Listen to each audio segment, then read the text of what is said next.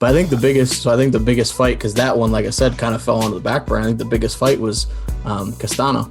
Yeah, Castano. He came out. I mean, he's an interesting fighter. Being from Argentina, the fighter I always think about is Sergio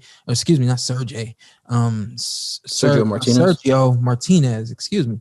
Yeah, I just been interviewing with a whole bunch of different names. Sergio Martinez, and so it's kind of it just is what it is. When you see another fighter coming from Argentina, especially at the same weight class, you're wondering, if he's that same type of fighter, things like that. You see flashes of a unorthodox, very athletic, or in Castano's case, I wouldn't say very athletic, but athletic.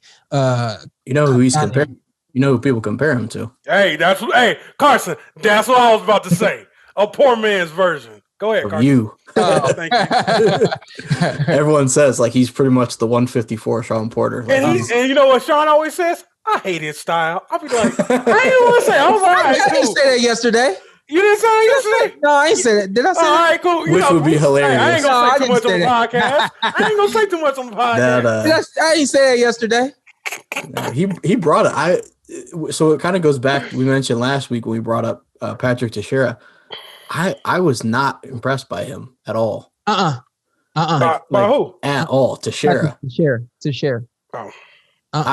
He was a punching bag. Yeah. He would look like he kind of looks the part, like he's rangy for that weight. Yeah. But then it was like Castano's hitting him obviously when he's pressing the action and getting him against the ropes, but Castano's hitting him when he's on his back foot and he's landing shots. I'm like, I thought it was just a blowout. But now that actually bodes well for boxing fans. Obviously not Patrick Teixeira, but now it bodes well because Castano was already a champion, wasn't he? I don't know. I don't know what happened with that. I don't know if he was a super intern. He was one of the one of those. Okay. Yeah. But so now all the belts are 54 with PBC. He signed a PBC still, Shawn. I looked that up today. Yeah. So now you have an opportunity right there for a big fight. I wouldn't say mega fight, but a very big fight, especially for Jermell Charlo. To get in the ring with Castano. I think that's a pretty good fight too. Carson, he got a chance? I don't think so. He has a chance. I don't think his style matches up well with Charlo because I think Charlo, like we mentioned, is going to potentially struggle with somebody who fights off their back foot and can box. Mm-hmm. And Castano can, of course, but his style is coming forward. So I think he's tailor-made for Charlo to land some big shots on the counter. Yeah, I think he stops him in the mid round with a big shot. Yeah, I would agree. Yeah, I think it'll be an action fight though. It will. The first half of the fights will be entertaining. Yeah, I think Jermell Charlo is becoming a very dangerous fighter now. I think he's grown in the last couple of years, and I think he just does things a little bit differently. The one thing I did notice in his last fight is that he can make adjustments and basically do what needs to be done to win a fight. And the Charlo brothers, they're known for their power, especially in that right hand. So it's kind of like we expect to see them knock out guys now at this point.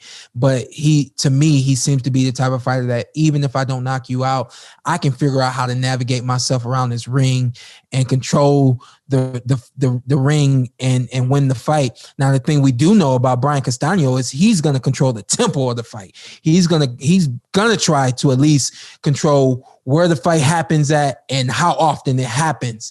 And, there's like my dad always says, the fight can break out at any time. And for Brian Castano, you just never know when he's going to just push that button and go this way, that way, and then come right forward at you. His whole thing though, is that he's coming right in the line of fire. Shawn, he needs to be more on his angles, kind of like you. Yeah. You can't line up with that man. Yeah. You will go to sleep. And you line up with Charlo. That's what he gonna line you up. Yeah. He's gonna line you up and lay you down. That's how that's gonna go. But no, I think that would be. I'm happy for Jermell that he would be able to unify now because the Teixeira fight, it just kind of like the fight yesterday. Yeah, it would have been. Yeah, like Charlo would have been. With this fight, I think that this fight, it should happen. Brian Castano and Jermell Charlo, we will see exactly who Jermell Charlo is hopefully in 2021. We'll see who he is as a boxer. Shit, we know who he is already. Yeah, and also see if Castano can we've seen put the heat to him. Yeah, but we've seen him, and there's kind of a mystique that all he is power and and things like that. And I think that with Castano, it's got to be more than power. And I think that's what I mean by he's gonna, I am a Derrick James fan, and it came from actually the interview that we did with him. After the interview we did with him, I noticed, just how smart he is and how much committed he is to his fighters. For sure. So I it's like I got no doubt in the guy now that he's going to put a lot into Jermell Charlo and getting him prepared for Brian Castano. And one thing about his fighters is they carry their power late in fights. They still got it. Yeah. So I think it would be interesting to see, like I said, how much Castano can push Charlo and make it a firefight.